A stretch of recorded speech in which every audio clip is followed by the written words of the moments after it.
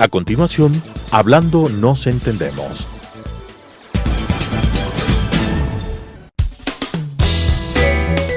Clasificación A. Apto para todo público.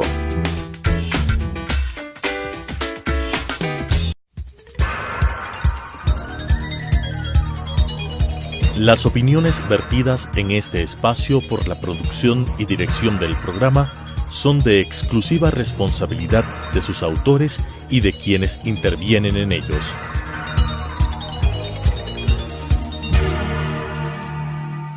Telesucesos Canal 29 UHF presenta Hablando nos entendemos, un programa de la Academia Ecuatoriana de la Lengua con la conducción de Gonzalo Ortiz Crespo. Hablando nos entendemos. Saludos, queridos amigos de la Academia Ecuatoriana de la Lengua y de este programa Hablando nos entendemos. Hoy tendremos, como siempre, algunas noticias sobre la lengua y la cultura y un invitado de excepción. Estará con nosotros el doctor Rodrigo Borja Ceballos, expresidente del Ecuador y miembro de número de la Academia Ecuatoriana de la Lengua. Vamos a las noticias. Noticias de la lengua y la cultura. La principal noticia de esta semana es una noticia luctuosa. El domingo 8 de abril falleció a los 92 años de edad Hugo Jara Hidrobo, el gran poeta ecuatoriano. Yo creo que Jara era el mayor poeta vivo del Ecuador, así que su pérdida es una pérdida inmensa. Ya hace algunos años no había publicado, pero quizá nos recordó mucho de su poesía una excelente antología publicada por la Universidad Católica del Ecuador hace no más de un año, un poco más de un año más bien, que se llamó Perpetuum Mobile, una antología de las obras de él. Él nació en 1926 y empezó a publicar poesía antes de los 20 años. Estudió Derecho en la Universidad de Cuenca y en un viaje de ciencias penales fueron a conocer la colonia penal que había en Galápagos, en la isla Isabela. Eso para él fue un descubrimiento asombroso, la belleza de la naturaleza de las islas.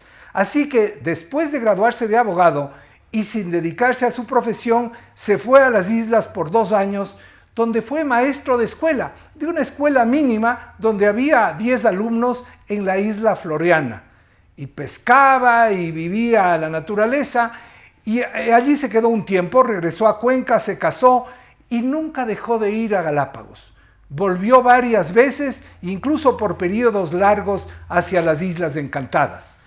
Nunca ejerció, como digo, la abogacía, pero fue miembro de varios grupos intelectuales, especialmente un grupo que se llamó Elan, Aliento Vital en francés, Elan, que reunió a varios poetas de las nuevas generaciones en los años 50 y 60 en Cuenca. Fue presidente de la Casa de la Cultura, fue decano de la Facultad de Artes de la Universidad de Cuenca, ejerció más como maestro, como les cuento, de escuela y también maestro de colegio y de universidad, y sobre todo fue un escritor extraordinario. Espero poder dedicar en un próximo programa, el programa íntegro, a leer su poesía y a discutir lo que nos dejó. Así que paz en la tumba de Jara Hidrobo, el gran poeta ecuatoriano que nos dejó este domingo. En otras noticias les tengo un par de libros para enseñarles, libros nuevos. Este ya me había referido, es La Verdad. Ahora lo tengo en mis manos. Es escrito por Jorge Enríquez Páez y cuenta lo que sucedió con la Universidad Alfredo Pérez Guerrero, que fue cerrada injustamente durante el periodo de Correa. Y ahora les quiero mostrar un libro muy interesante, En busca de Thomas Reed. No es una novela, es un libro de arquitectura.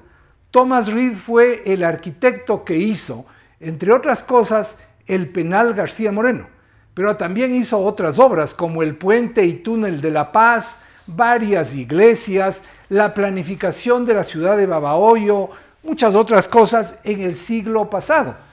Recuerdan que el penal fue hecho por García Moreno. Este libro en realidad es publicado en Colombia, pero más de la mitad del libro está dedicado al Ecuador, a lo que hizo Thomas Reed en el Ecuador, innumerables obras. Y esa segunda parte está escrita por el arquitecto Alfonso Ortiz Crespo, que es un experto en los temas de la historia de la arquitectura. En cuanto a los consejos de la lengua, esta semana vamos a reducirlos al mínimo, porque nuestro invitado realmente nos va a traer él mismo con su experiencia cosas muy interesantes sobre el tema de la lengua. Así que con esto pasamos a la entrevista. La vida de la academia. Entonces, estamos ahora con el doctor Rodrigo Borja Ceballos. Todos sabemos que fue presidente del Ecuador entre 1988 y 1992. Fue legislador durante varios periodos y ha sido un hombre que nos ha representado a todos los ecuatorianos con gran dignidad. Ha tenido condecoraciones de diferentes países, inclusive en algunas de ellas fui yo testigo presencial, en Francia, en España, en Portugal, en Argentina, en Brasil, en Bolivia, en Colombia, en Chile, en Ecuador, en México, en fin, es muy querido en la República Dominicana, estuvo muchas veces en Venezuela y es autor de innumerables libros. Historia de una claudicación, Tratado de Derecho Político y Constitucional, Socialismo Democrático, La Ética del Poder, que recoge algunas de sus intervenciones cuando fue presidente de la República, y otros de temas de derecho internacional, el asilo diplomático en América, un libro que desarrolla el derecho constitucional ecuatoriano, derechos humanos también ha sido una de sus preocupaciones, democracia y populismo. Un libro de memorias muy sabroso que se llama Recovecos de la Historia, que ya va por la 5ª edición, y además su obra magna, la Enciclopedia de la Política. Pero no hablemos más de eso, dejemos que el propio Rodrigo nos hable. Pero yo quiero comenzar por dar otra vez el testimonio de tu amor por el idioma. Recuerdo que habiendo sido secretario tuyo, como secretario de Comunicación, secretario general de la Administración, me asombraba lo cuidadoso que eras en la redacción, en la claridad de lo que teníamos que exponer, en la precisión, y mucho más tú siendo abogado y constitucionalista. ¿En qué sentido la lengua es importante en la función pública? Es el instrumento de la política y del ejercicio del poder y de todas las actividades en el campo de lo público. Entonces la lengua es el instrumento de comunicación y por eso tiene que ser muy precisa, consistente, para que los mensajes políticos puedan penetrar en la base social.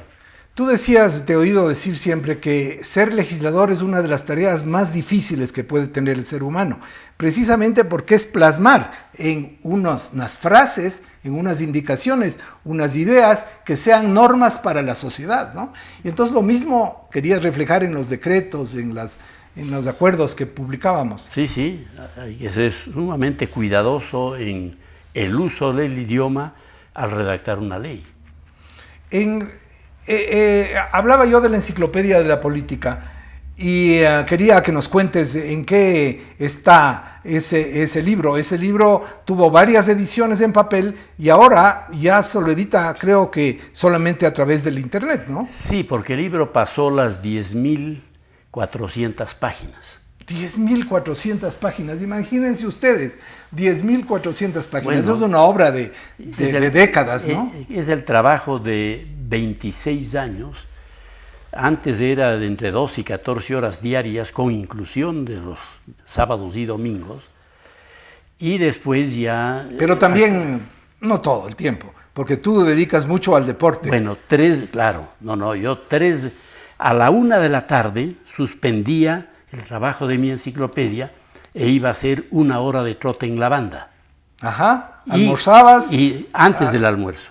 Yo siempre almuerzo a las 3. Después almorzabas. Sí. ¿Y volvías al trabajo? Volvía hasta las 12 en punto de la noche. Entre investigar y redactar. Y entonces ya a las 12 me timbraba el teléfono de mi antigua oficina de abogado en Quito, en la Robles y Amazonas. Ajá. Entonces allí en el 4º piso del edificio era la única luz prendida a la medianoche, que era mi oficina. En tu oficina que seguía. Y a las 12 ya Carmen me llamaba que ya regrese a dormir.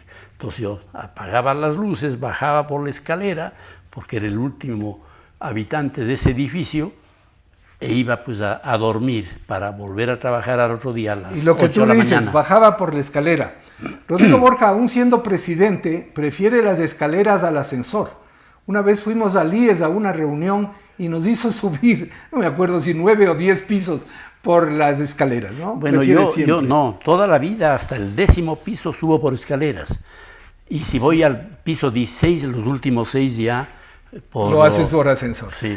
Pero ahora has trabajado en la casa la enciclopedia los últimos años.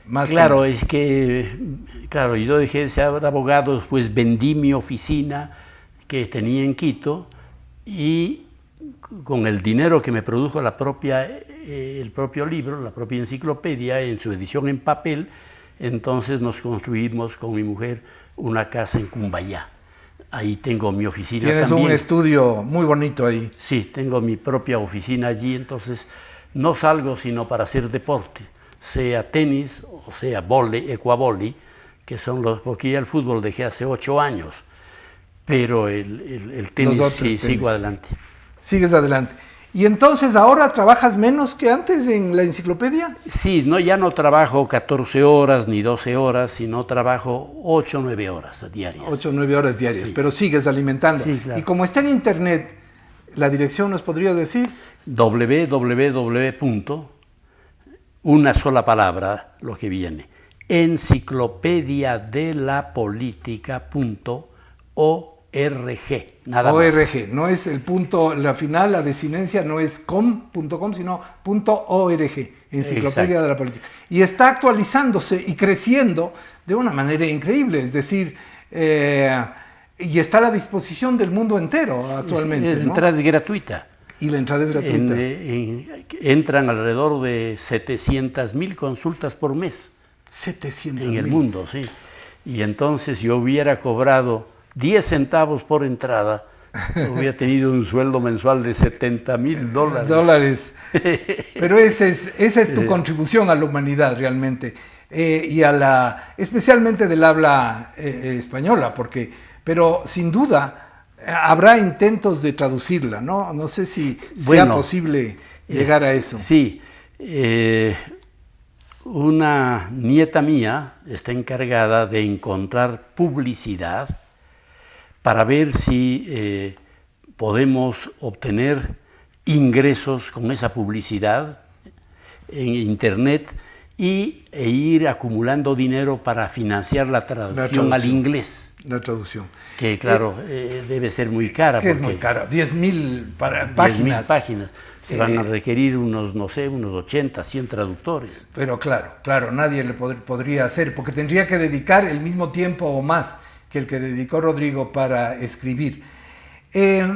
Recovecos de la Historia va a sí mismo con una 5ª edición, algo así, ¿no? La última es de Daimler. Sexta edición. Hay 7 ediciones ya. ¿7 ediciones ya? Sí. La última la hizo DIN Ediciones, ¿no? Sí. ¿O hay una posterior? Esa es la última. Me parece que 3 ediciones. Este es un libro de anécdotas que son muy sabrosas y realmente muestran el otro lado a veces de la vida política, ¿no? De la vida austera, de la vida seria que tiene la política. Rodrigo muestra otros ángulos desde su infancia, por supuesto, no solo en la presidencia de la República, ¿no? Sí, es un libro de anécdotas que me ocurrieron a lo largo de la vida. Recuerdo, por ejemplo, fui a una mesa redonda en Haití, en Puerto Príncipe. Entre los oyentes había estado el rector de la Universidad Nacional de Santo Domingo, en la República Dominicana. Terminé mi intervención, se acercó a saludarme y me invitó, esto era lunes, me invitó el jueves para ir a la República Dominicana a dictar una conferencia en la universidad. Le acepté con mucho gusto. Por cierto, todos saben que está en la misma isla, la Española, ¿no? Una parte Haití, una parte República Dominicana. Entonces me comprometí a ir. Y bueno, me despedí del rector, al día siguiente voy a buscar el pasaje y me dicen en la agencia de viajes que hay un solo vuelo semanal que ha salido esa mañana. Entonces decidí irme por tierra, un bus con gallinas y canastos y una serie de haitianos que iban hacia la Dominicana. Y el viaje era, me parece que 17 o 19 horas. Y entonces en el bus yo iba escribiendo en mi enciclopedia portátil. En tu computadora portátil. En mi computadora iba aumentando mi enciclopedia y seguí trabajando. Llegué a la frontera, vinieron los militares dominicanos, revisaron los documentos, el mío era el pasaporte oficial que decía que he sido presidente del Ecuador, y viene un coronel y me dice, señor, baje su maleta del bus porque usted está detenido. Le digo, ¿detenido por qué? Ya le explicaremos. Y me meten en una celda a las 4:30 de la mañana, en una celda de menos de 1 metro cuadrado. ¿En el puesto fronterizo? En el puesto fronterizo. Yo no me podía acostar y tenía sueño, porque no había dormido. Entonces me dormí de cuclillas, ¿no? De cuclillas. Bueno, pasaron de las 4:30 hasta las 10:30 de la mañana, oigo que me sacan el candado y viene casi llorando este coronel a pedirme disculpas, que ha hablado con el gobierno dominicano y que le han dado de baja ese momento por haberme apresado siendo expresidente. Le digo, coronel, usted tenía toda la razón. ¿Quién iba a pensar que un expresidente de un país latinoamericano venía en un bus con canastos y gallinas? Consideraban que el pasaporte era falsificado o robado, claro. ¿A quién se le ocurre que un expresidente venga así? Claro, solo, sin guarda, sin nada. Bueno, y entonces le ofrecí gestionar ante el gobierno dominicano su situación y claro, llegué a la Dominicana, dicté la conferencia en la universidad, le llamé al teléfono al presidente dominicano y él me invitó a almorzar inmediatamente. Llego al almuerzo y me dice, presidente Borja, ¿cómo hace esta locura? Le pudieron haber matado en ese bus. Ahí matan por robar $10. ¿Cómo se viene usted de un bus haitiano? Entonces, claro, le expliqué la situación y todo eso, y entendió, y ahí abogué por el coronel. Por el coronel al que le habían y entonces ese rato ordenó degradado. En mi presencia, ordenó a su secretario que deje insubsistente la medida tomada contra el coronel. Fíjense, ese tipo de anécdotas y algunas que viví personalmente con Rodrigo. Quiero volver a tu amor por la lengua. ¿Cómo te formaste para llegar a tener ese dominio? El hecho de que la Academia de la Lengua te haya incorporado es un reconocimiento a tus méritos como escritor. ¿Cuál fue la manera, el camino para llegar a un dominio, a acercarse al dominio de la lengua? Bueno, yo vivía en casa de mi abuelo Luis Felipe, porque mi padre y mi madre trabajaban en el páramo de Cajas, entre Cayambe y Otavalo. Arrendaban una hacienda y ahí trabajaban. Entonces yo para ir a la escuela vivía con mi abuelo y almorzaba con él.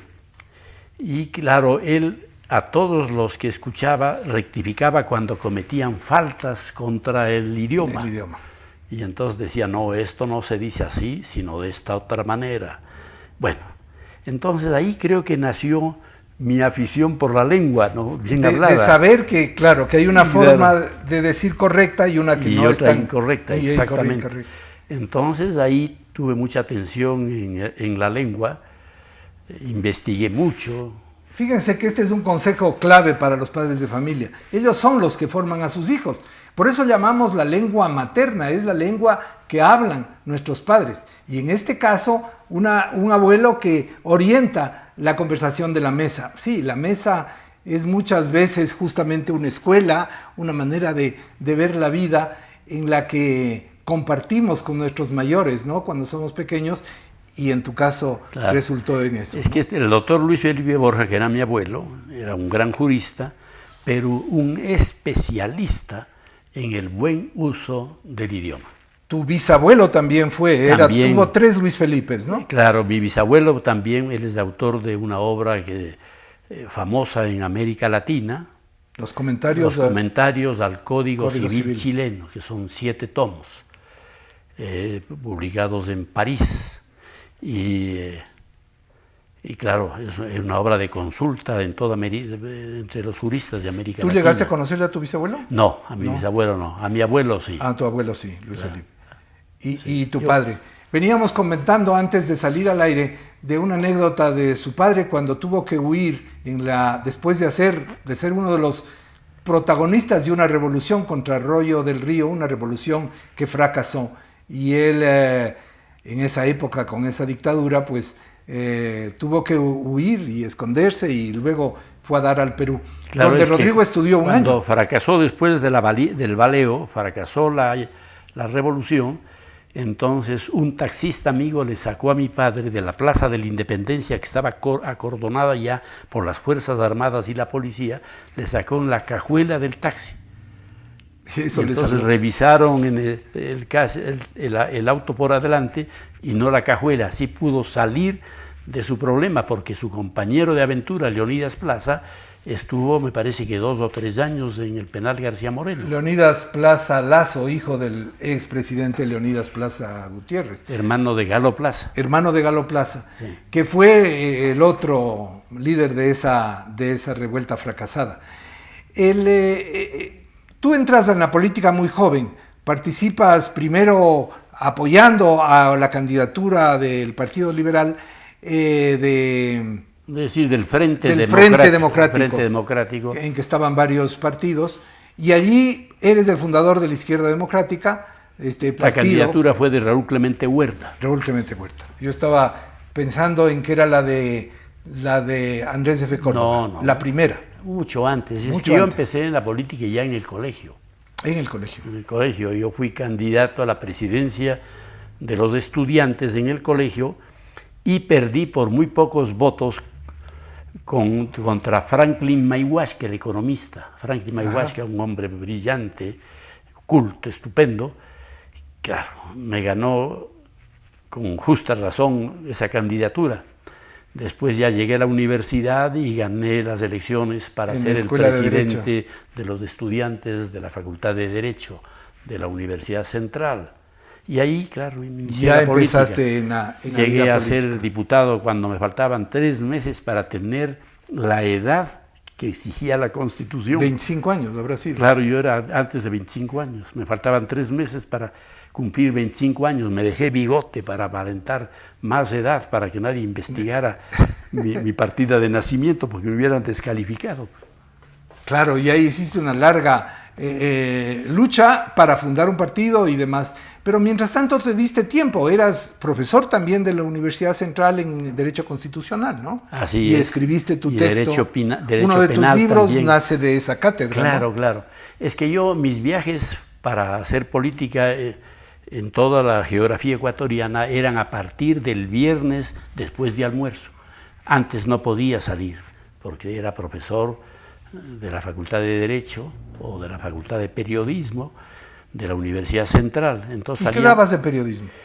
Daba Derecho. Derecho, pero también la historia del periodismo. Ah, qué interesante. La forma como nació el periodismo, etcétera. Tuviste también un paso por la radio, ¿no? Me acuerdo. Bueno, yo fui locutor de radio ya en el 6º año del colegio. En el colegio. Y yo, claro, al colegio iba a las 8:30 de la mañana, pero estaba a las 4:30 en la HCJB, de donde era locutor del primer noticiario de esa hora, de las 4:30 de la mañana. ¿Y era de la radio donde está ahora? Exactamente allí. Entonces yo vivía en el centro de Quito, en Esmeraldas y Benalcázar, y salía, claro, 1 hora antes y no había buses ni carros. A esa ni hora nada. no había ningún transporte. Me iba al trote. Ajá. Eso era subía a San Juan, en la loma de San Juan, y de ahí bajabas hacía como hasta 45 o 50 minutos de trote y llegaba a las 4:30 de la madrugada para asumir el noticiero de las 5. El noticiero, exactamente. Y de ahí me iba al trote al colegio. Fíjense esa vida sacrificada. De ahí al colegio, era de la selección de básquet formada por Van Butler, el famoso, el que trajo el básquetbol al Ecuador. Así es. El baloncesto Acaba de al morir Ecuador. una de sus hijas. Exacto. Y entonces me iba yo trotando hasta la Floresta, desde La Voz de los Andes. Esta es las historias, algunas de estas que van a encontrar en Recovecos de la Historia o que ustedes ya habrán leído. Lamentablemente se nos ha ido el tiempo, entre anécdotas y la historia del amor a la lengua de Rodrigo Borja, se nos ha ido el tiempo, así que vamos a tener que cortar. Lamentablemente el tiempo de este programa, y como todos en televisión, es corto, pero volveremos a tenerle al doctor Borja para que nos cuente estas anécdotas y sobre todo lo que nos interesa. Hablando nos entendemos, la lengua como instrumento principal en la política y en la vida administrativa del país, por un cultor excelso de esa lengua como es Rodrigo Borja. Muchas gracias por haber venido, Gonzalo, Rodrigo. mil gracias. Y con ustedes también me despido rápidamente pidiéndoles que me hagan el favor de ser felices. Las opiniones vertidas en este espacio por la producción y dirección del programa son de exclusiva responsabilidad de sus autores y de quienes intervienen en ellos.